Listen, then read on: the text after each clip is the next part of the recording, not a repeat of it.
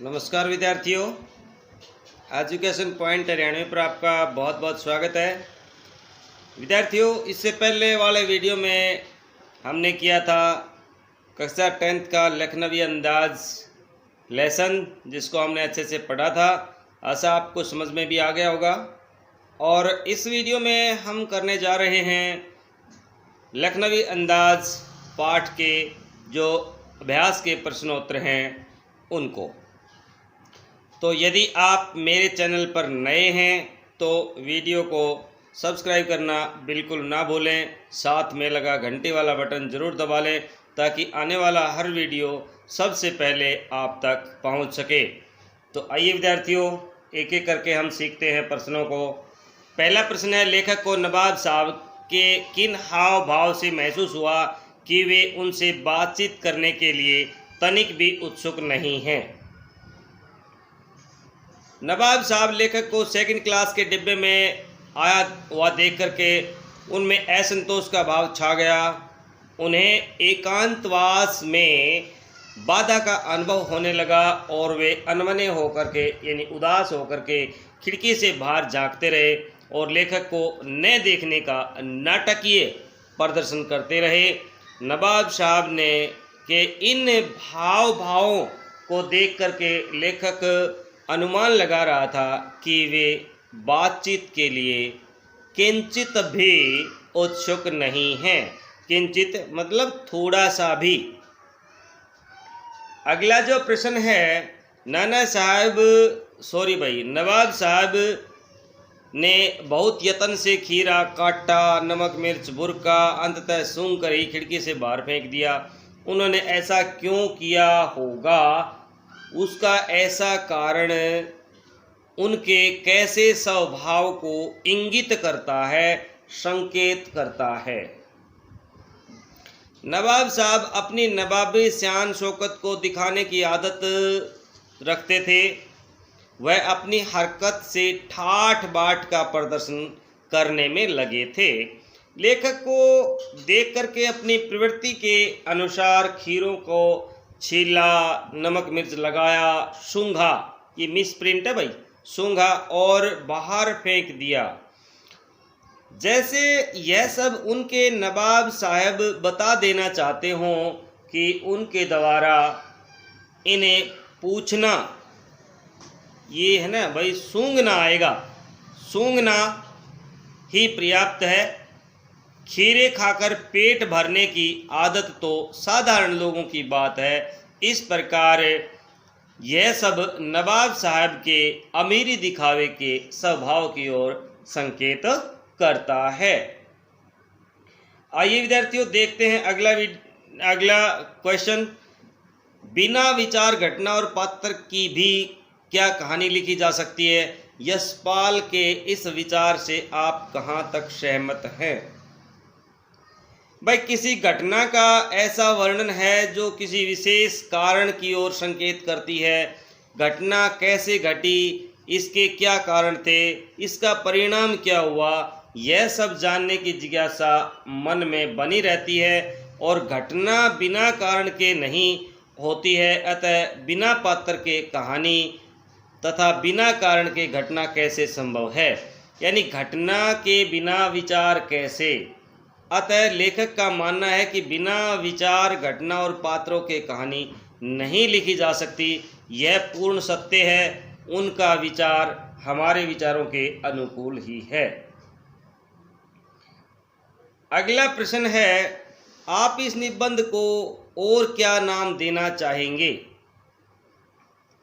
नवाबी दिखावा या नवाबी ठाठ, थोथा चना, असार्थक प्रदर्शन आदि आदि शीर्षक हो सकते हैं जो पाठ के निहित अर्थ को समेटे हुए हैं।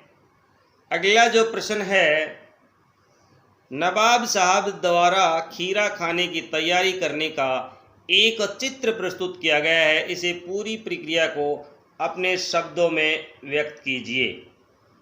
पहला है, किन किन चीज़ों का रसावेदन करने के लिए आप किस तरह की तैयारी करेंगे? दूसरा है, नवाब साहब सामने बैठे लेखक को देखकर अपने संकोच को दूर करते हुए कुछ नए अंदाज में खीरा काटने की प्रक्रिया अपनाते हैं। तो क और ख दो भाग दिए गए हैं इसमें। तो देखिए, इनको हम देखेंगे। पहला क, जो पहला है खीरे की तैयारी का चित्र, तो इस क का है पहला देखेंगे हम पहले। नवाब साहब सामने बैठे लेखक को देख करके अपने संकोच को दूर करते हुए नए अंदाज में खीरा काटने की प्रक्रिया को अपनाते हैं। बर्थ के नीचे रखे पानी के भरे लोटे को लेकर के खिड़की से बाहर खीरों को अच्छी तरह से धोते हैं और तौली से पोंछते हैं। जेब से चाकू निकाल करके खीरे के सिर को काट करके उस गोद कर झाग निकालते हैं। तीसरा, खीरों को सावधानी से छीलते हैं, फाके बनाते हैं और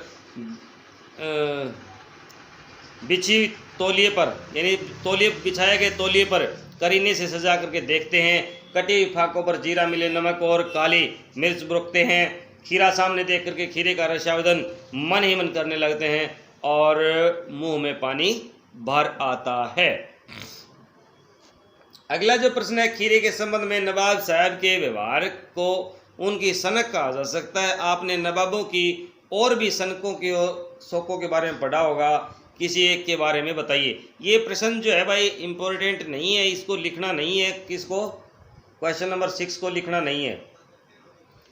वैसे नवाब साहब ने पानी द्वारा खीरा पानी से धोया, छीलना, फाके करना, साफ़ सुथरी तौलिया को झाड़ करके बिछाना, तौलिए पर फाक को करीने से रखना, नमक मिर्च बुरकना, फिर बिना खाए और सूंघ करके फेंक देना, एक तरह की सनक ही है।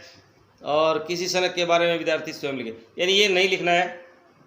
उसका ख भाग देखिए भाई, जो ये था ना हम पढ़ रहे थे, इसका जो ख भाग है, ये ख भाग किन किन चीज़ों के साथ आप तैयारी कर सकते हैं। तो इसका ख भाग देखिए, भोजन करने के लिए यथासंभव नींबू, विविध फलों सब्जियों का सलाद, उस पर नींबू को निचोड़ करके रस डाल करके काला नमक आदि डालते हैं। नमकीन, रायता और चटनी को अलग अलग कटोरी में रखते हैं और उसके भोजन का हम स्वाद ले लेते हैं। यानी बगैर खाए भी हम उसका टेस्ट पता कर सकते हैं, मात्र सूंघ करके।